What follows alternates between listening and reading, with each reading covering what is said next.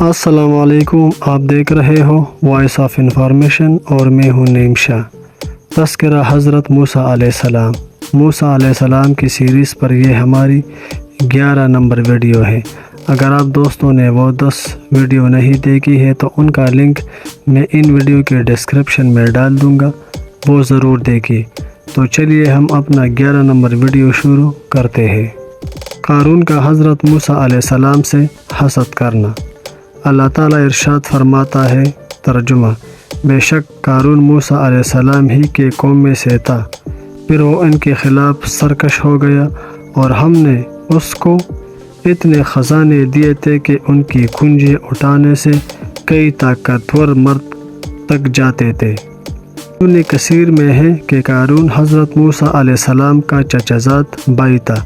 اس کا نسب یہ ہے: قارون بن یاماد بن قاہیس، اور حضرت موسیٰ علیہ السلام کا نسب نامہ یہ ہے: حضرت موسیٰ بن عمران بن قاہیس۔ قارون تورات کا حافظ تھا اور بہت خوبصورت اور خوش آواز تھا، اس لیے لوگ اس کو منور کہتے تھے، لیکن سامری کی طرح یہ بھی منافق ثابت ہوا۔ تفسیر کشف الرحمن میں ہے کہ یہ بہت امیر تھا اور اس وجہ سے تکبر کرتا تھا۔ اس کے خزانے کی کنجیاں بہت وزنی تھی، پہلے لوہے کی بنوائی گئی، پھر لکڑی کی بنوائی گئی، جب وہ بھی بھاری ہو گئے تو پھر چمڑے کی بنوائی گئی، اور فرعون کی طرف سے بنی اسرائیل سے محصول لینے پر مقرر تھے، اور مزدوری اس کے ہاتھ سے ملا کرتی تھی۔ اس کام میں اس نے خوب مال کمایا تھا۔ معرف القرآن میں ہے کہ حضرت یوسف علیہ السلام کا مدفون خزانہ اس کے ہاتھ لگ گیا تھا، جس کی وجہ سے وہ امیر ہو گیا تھا۔ قارون کا زکوٰۃ دینے سے انکار۔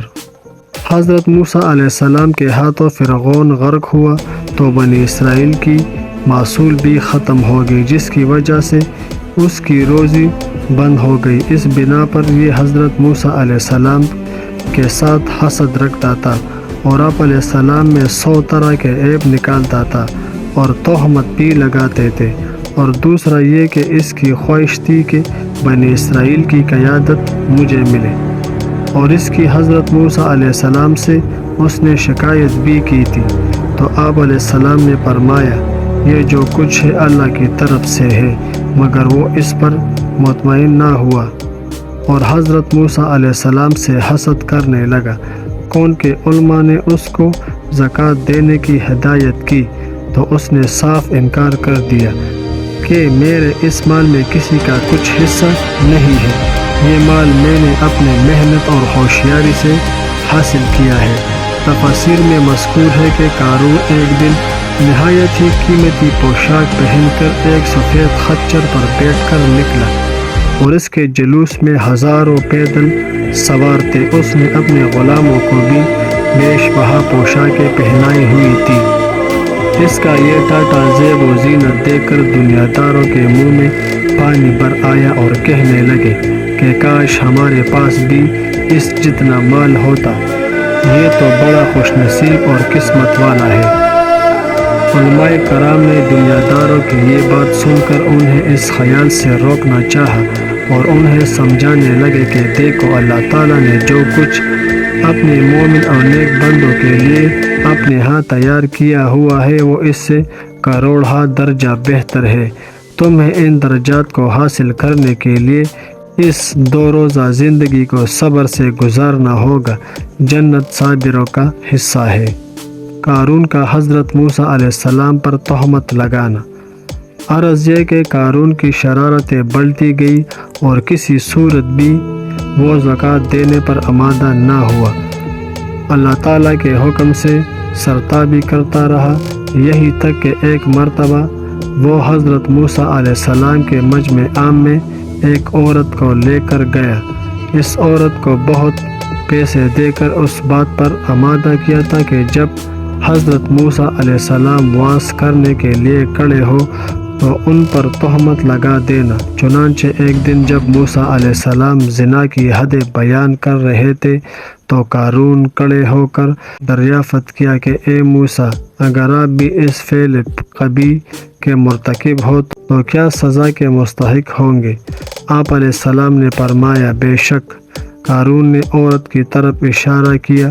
وہ عورت کھڑی ہوئی اور اپنے ساتھ بدکاری کی نسبت بیان کرنے لگی۔ حضرت موسیٰ علیہ السلام نے اس سے فرمایا کہ اللہ کے غضب سے ڈر کر بیان دو اور جو کچھ کہنا چاہتی ہو کہو۔ ابن کثیر نے لکھا ہے کہ عورت کھڑی ہوئی اور اس نے اس طرح کہا کہ تو وہی نہیں ہے جس نے میرے ساتھ ایسا ایسا کیا۔ تو حضرت موسیٰ علیہ السلام کام پٹے اور 2 رکعت نماز ادا کی اور پھر عورت کی طرف متوجہ ہوا اور فرمایا کہ اللہ کی قسم، جس نے سمندر میں سے راستہ دیا اور تیرے قوم کو فرعون کے مظالم سے نجات دی اور پھر بہت سے احسانات کیے، تو جو سچا واقعہ ہے اسے بیان کر۔ اس پر عورت کا رنگ بدل گیا اور اس نے صحیح واقعہ بیان کر دیا اور سچے دل سے توبہ کر لی اور وہ تیلیاں بھی پیش کی جن پر قارون کی مہر لگی ہوئی تھی۔ حضرت موسیٰ علیہ السلام کی بد دعا۔ اس مجمع میں قارون پر ملامت ہونے لگے۔ حضرت موسیٰ علیہ السلام سجدے میں گر پڑے اور اللہ تعالیٰ کا شکر ادا کیا اور دعا مانگی۔ ارشاد ہوا، زمین کو حکم دو، یہ تمہاری عطیات کرے گی۔ حضرت موسیٰ علیہ السلام نے زمین کو فرمایا، اے زمین، قارون کو پکڑ لے۔ قارون زمین کے اندر دنسنا شروع ہو گیا۔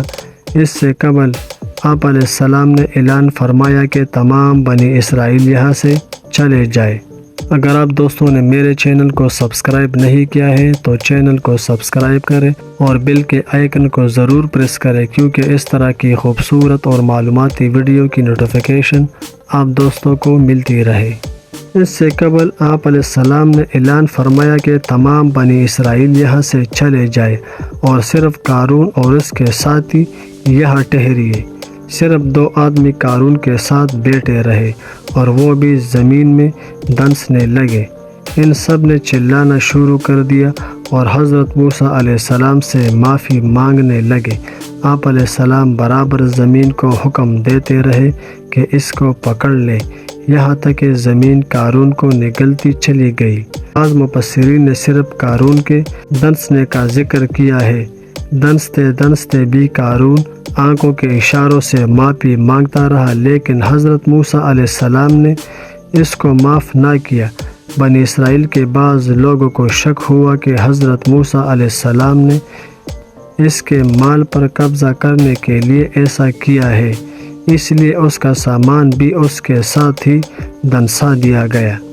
بعض مفسرین نے لکھا ہے کہ دنستے وقت قارون نے حضرت موسیٰ علیہ السلام سے کہا کہ تو نے میرا مال حاصل کرنے کے لیے ایسا کیا ہے، تو اللہ تعالیٰ نے ان کا تمام مال دولت اس کے سر پر رکھ دیا اور اس طرح اپنے تمام مال سمت دفن ہو گیا۔ نہ اس کو اس کے اہم نشینوں میں سے کسی نے پوچھا، نہ نوکر و چاکروں اور غلاموں نے، اور نہ وہ خود اپنی مدد کے قابل تھا۔